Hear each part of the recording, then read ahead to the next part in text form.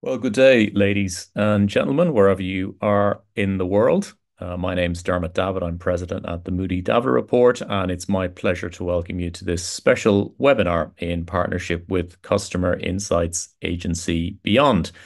Now, from our travels around the world, we recognize the very strong emphasis that airports are placing today on lounge and hospitality services and the importance of those services in commercial terms and, of course, in delivering traveler and guest satisfaction. And we'll also be recognizing many of the very best lounge operators at our Airport Food and Beverage and Hospitality Conference and Awards on the 25th and 26th of June in Ontario, California, coming up very soon indeed.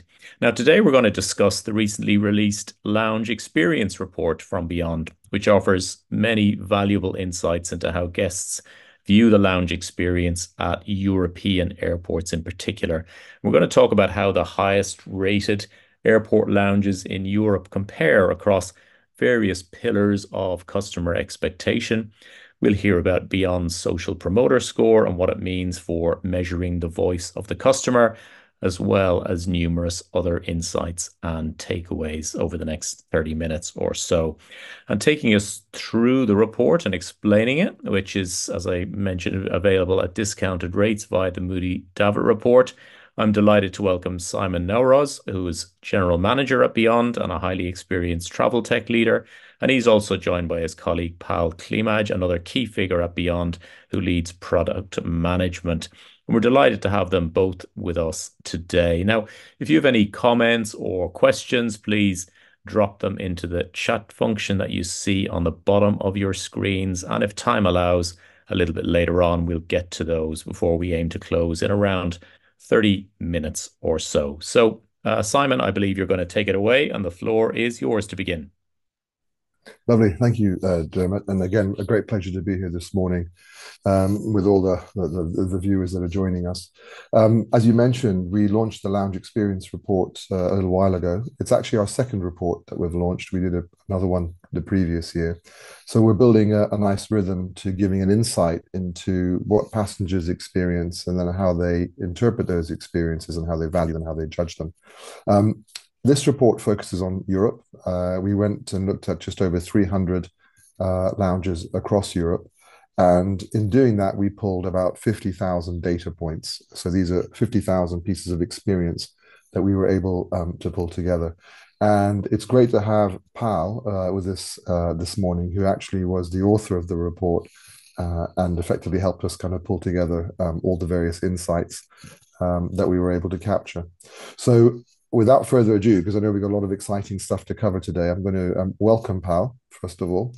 And Pal, maybe you could open up just really by explaining why the lounge arena is such an important focus for Beyond and why it's so important as a topic. Simon, and welcome to everyone. It's good to be here. Let me quickly share my screen because I prepared just a very short presentation which cover mainly the talking points. Why the launches?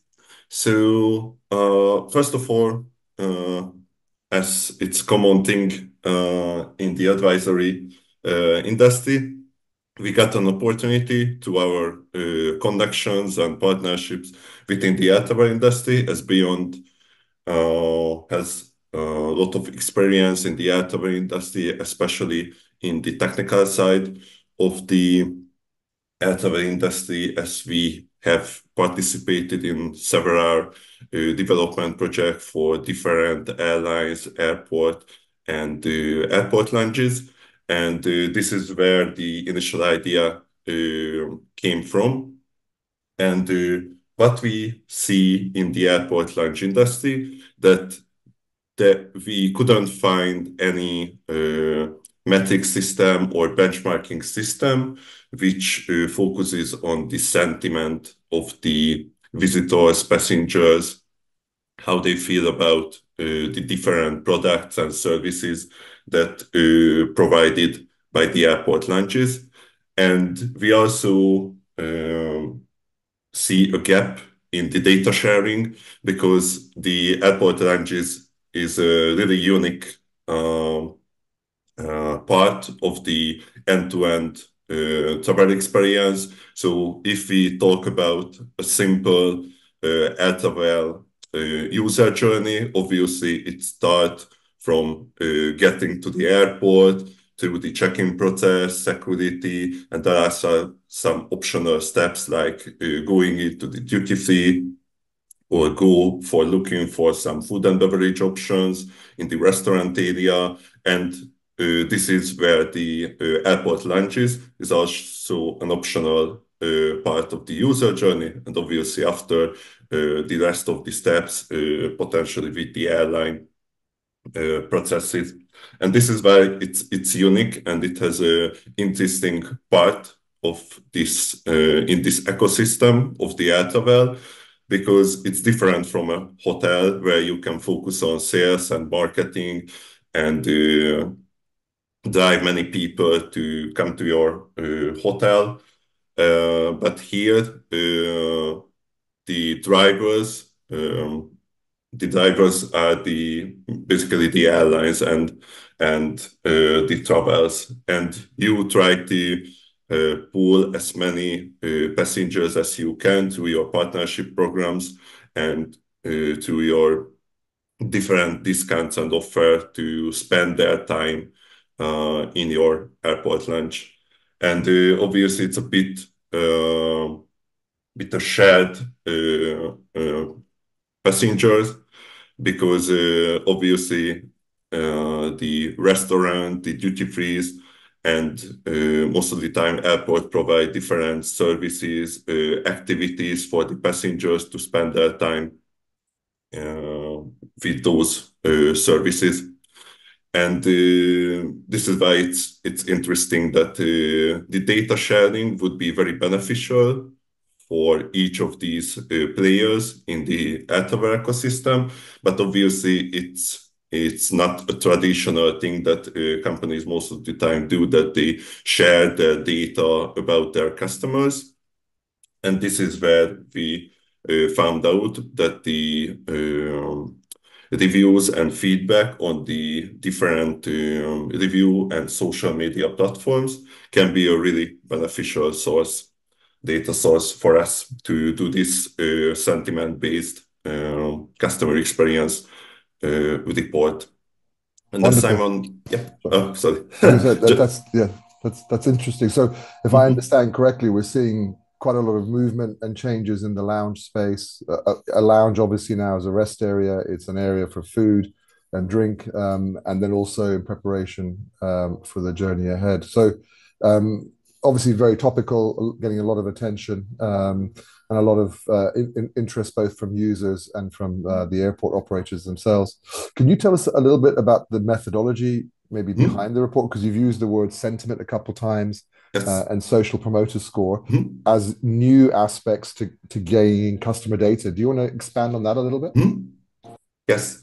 So regarding the methodology, the main methodology that we have used in the report creation, that's called aspect-based sentiment analysis, which is a methodology within natural language processing, which is part of the machine learning techniques, and it's also something that got bigger attention with the expansion of different AI tools and AI approaches. So the basic of this aspect-based sentiment analysis technique, that we basically split the different sentences to different topics. In our case, it was 4 themes, which are the upper categories. These are, in case of the airport lounges, are the essentials, comfort, food and beverage, and the amenities. And we had 13 pillars under these upper categories. For example, in the essentials, we have pillars like the staff service, the hygiene. In the comfort, we have the crowdedness and the seating options. And in the food and beverage, we have the different, we have a pillar for the food quality and another one for the drink services. And in the amenities, we have pillars like the different child areas, sleeping areas, so all those extra services that airport lounges can provide. So we have gathered online reviews and feedbacks for more than 200 lounges, and at all these were more than 30,000 reviews and feedback.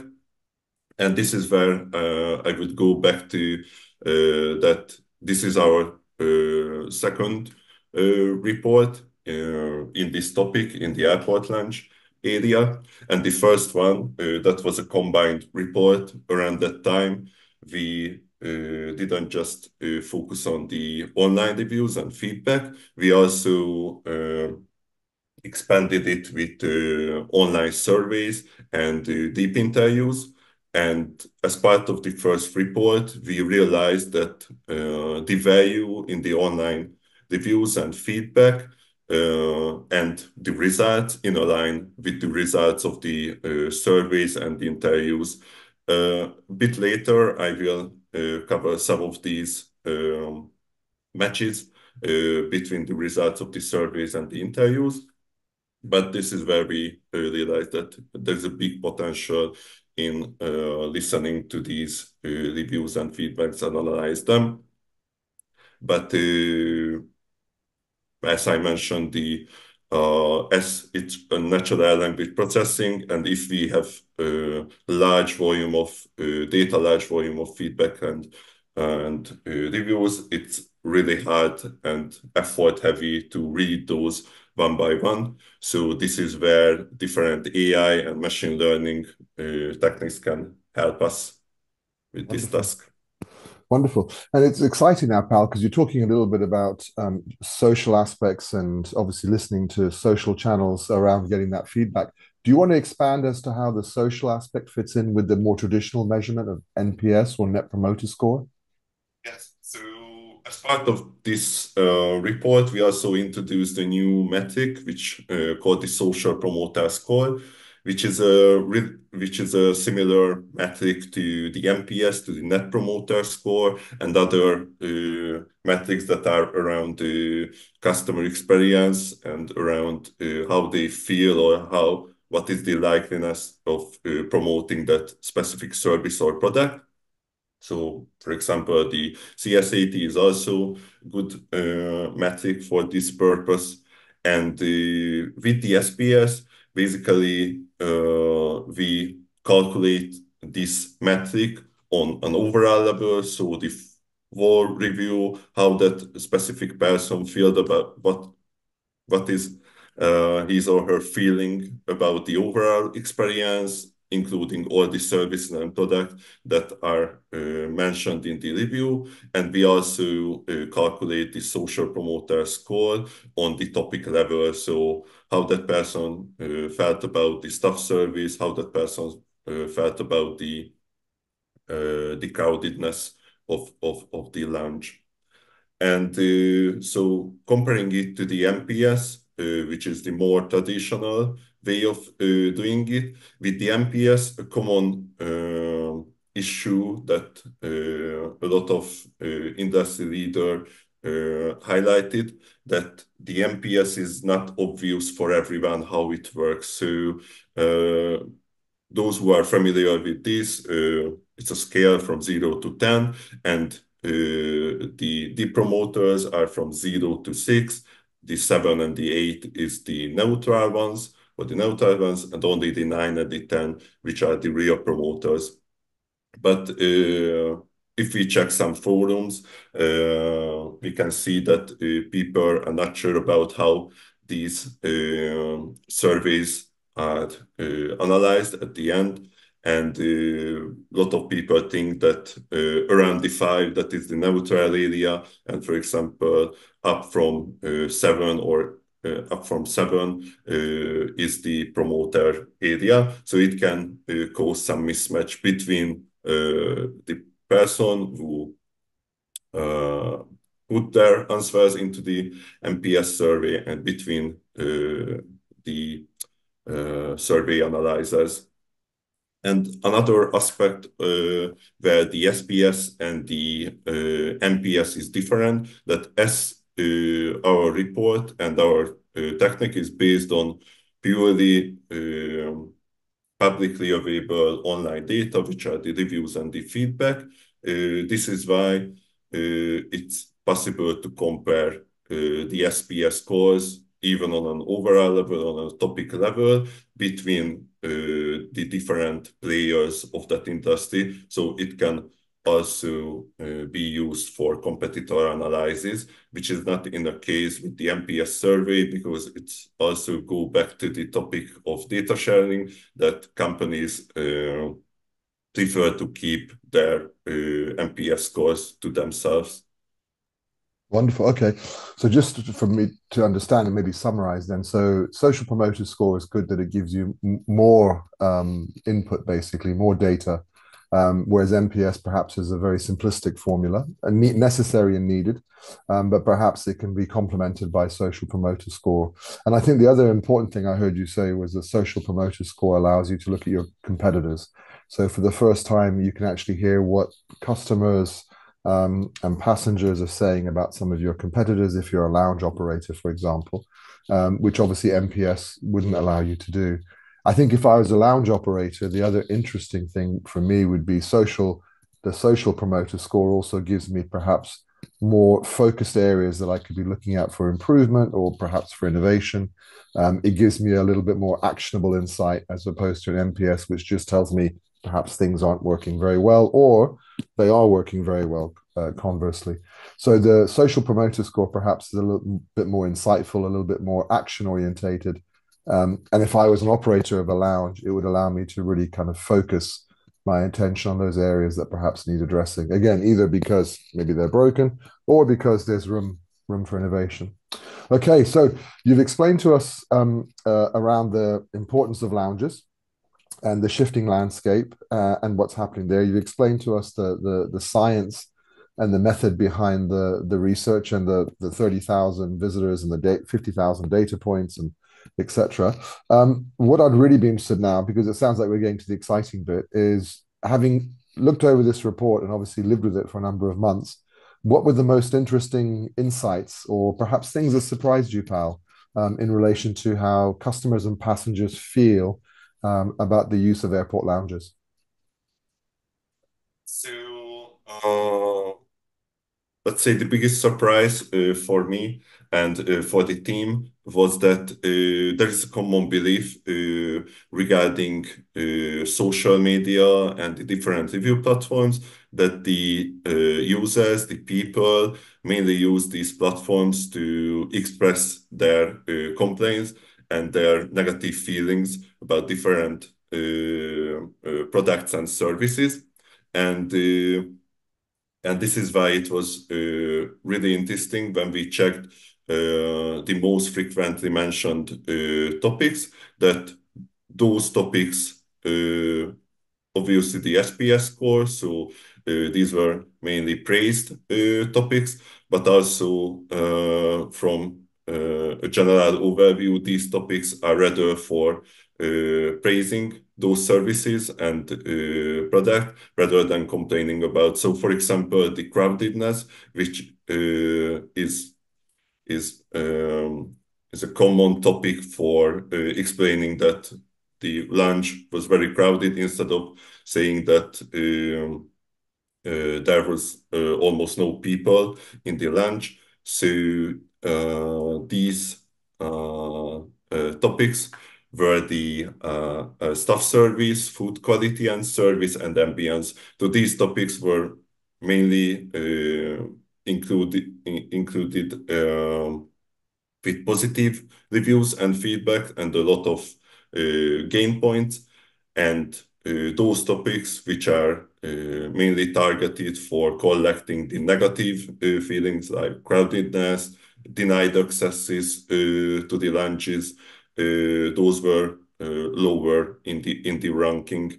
So I think it was a good proof that on the different social media and review platforms, people also prefer to share their positive feelings if they are engaged with the company or with the brand. They are happy to share their positive feelings and happy to help the company to get more attraction and get more visitors. Okay. So again, just to recap, people are just as likely to leave positive comments as negative comments. So that was interesting on a social channel, whereas perhaps with other surveys and other sort of research methods, they're more inclined or more biased to do one or the other. So we're getting good feedback as well as feedback for improvement, if I can call it that. And you're also getting kind of interesting insights. Are there anything that, or is there anything in particular that strikes you in terms of the comments that you've read and the data you've seen around these three areas? For example, what are passengers asking for when it comes to the food aspect? Is there anything that's quite striking? And also, I'd love for you to open up a little bit, maybe, and talk about ambience. So, what is today's traveler specifically looking for when it comes to ambience? Just without sharing the exact percentages of these gain points, so just sharing some generic things that were mentioned with the most frequently in these topics. For example, in the food quality and services, people share their positive feelings about being able to get locally prepared food, sustainable foods, and also foods from that country where they travel. So all these specialties are welcomed by the passengers. In the ambience, the modern and innovative layouts were highlighted a lot of time. If there is a nice view to the airport, or I recall some reviews about having different interesting statues, for example, or paintings in the lounge.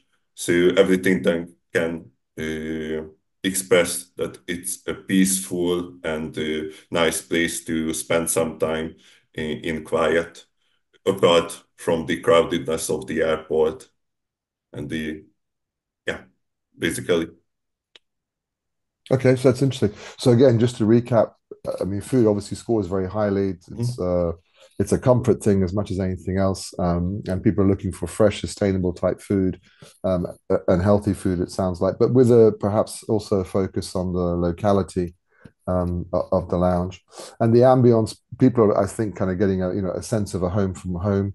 You mentioned about the decor, adding those elements that provide a little bit of distinction and a little bit more kind of freshness to that. Okay, that's very interesting.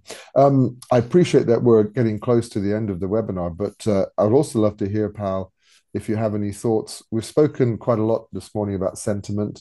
You've mentioned that coming through things like social channels. So social listening obviously is becoming critical, and with the continued use of things like AI, it's much easier to do. We spoke a little bit about even surveys and how now again through AI people are able to upload surveys in a much more flexible way. So rather than using like a ranking system 1 through 5, surveys can now actually be free text, and through the use of AI, you're able to better understand the survey itself and also give value and judgment to negative points and positive points.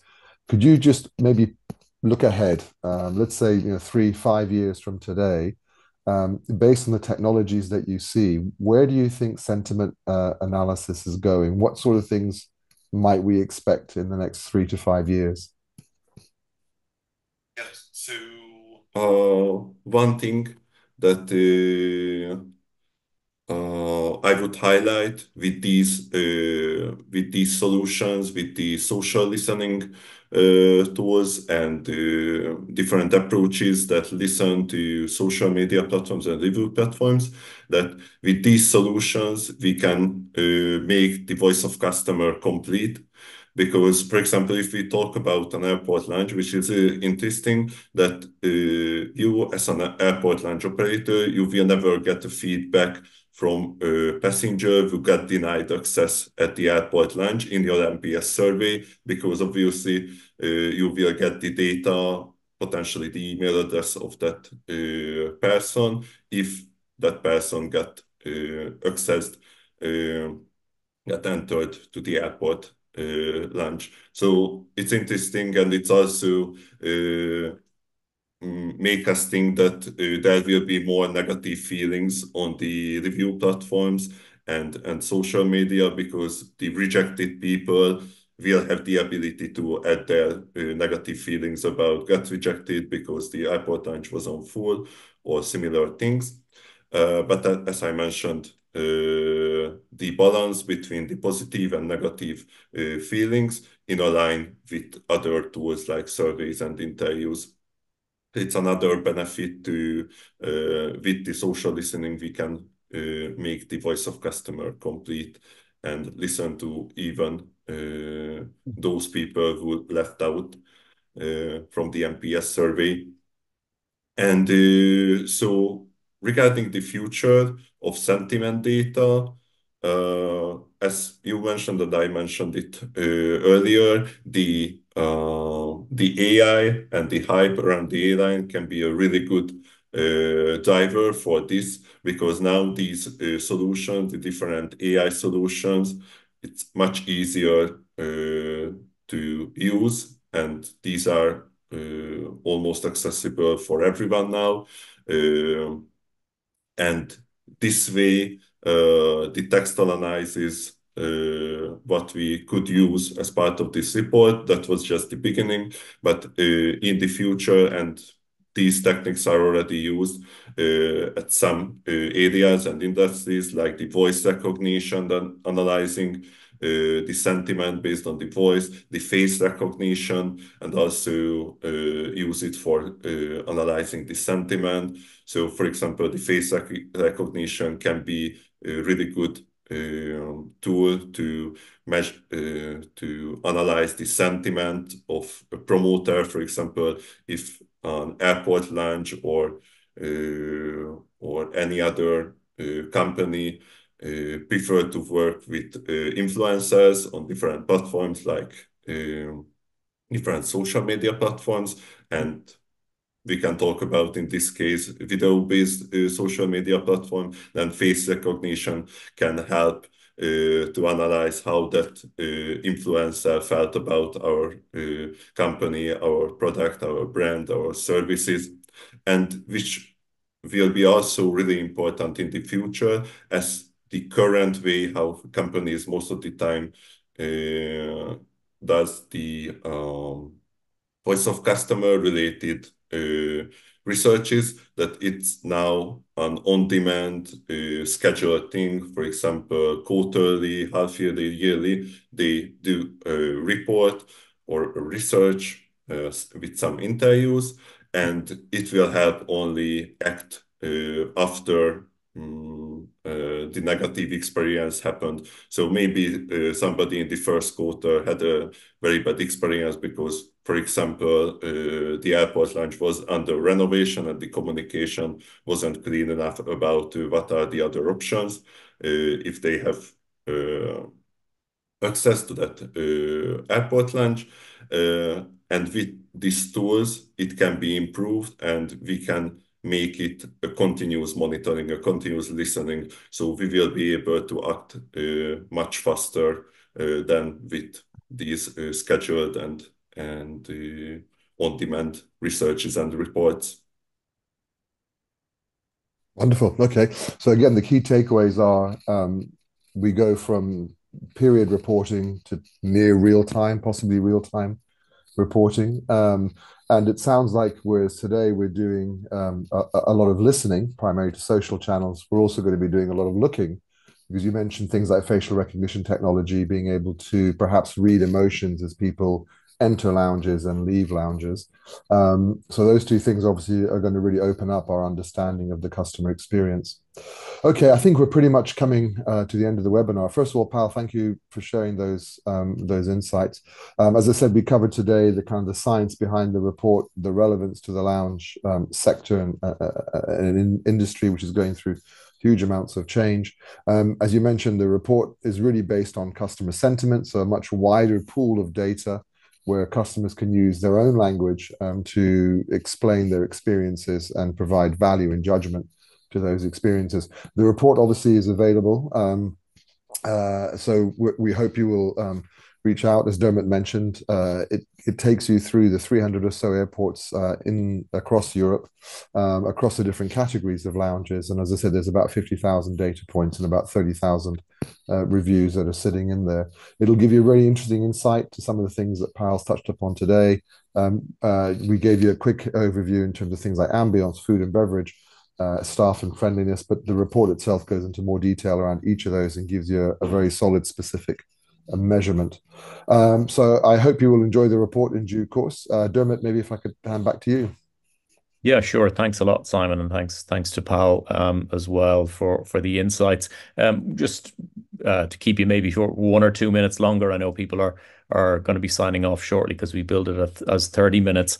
I guess for a lounge operator or someone who's in that business or even the airport side, the questions around the report, I guess, will be its utility in improving their business and presenting new opportunities or areas that they should focus on. So maybe by way of quick summary, what would those areas perhaps be that jump out that look like opportunities? I'm thinking around some of the kind of key touchstone areas around lounges, the expectations and realities of pricing is one, what people were saying in brief, expectation and reality of digitalization of lounge services now, which is a quite a big topic today, and then of course expectations of food offer and service, which you touched on as well. But I suppose that in by way of summary, what the opportunity areas that present themselves perhaps are by way of a real brief roundup. Yeah, sure. Happy to jump in and cover those off for you. So first of all, actually, Dermot, one of the things we found is also flow. So flow in and out of lounges and dwell time are things that people would like to see improved and a little bit more attention paid to. So getting into more of a rhythm in terms of helping people understand the accessibility of the lounge. And people were looking to digital tools to help them do that. So perhaps, as you would perhaps in a gym, have a heat map of the most frequent times, the less frequent times, and things like that. But so let's start with food and beverage, obviously critical, as Pal touched upon, and no real surprise apart from in the report, there's a little bit more around suggestions, but really around healthy eating, the availability of good quality, healthy choices.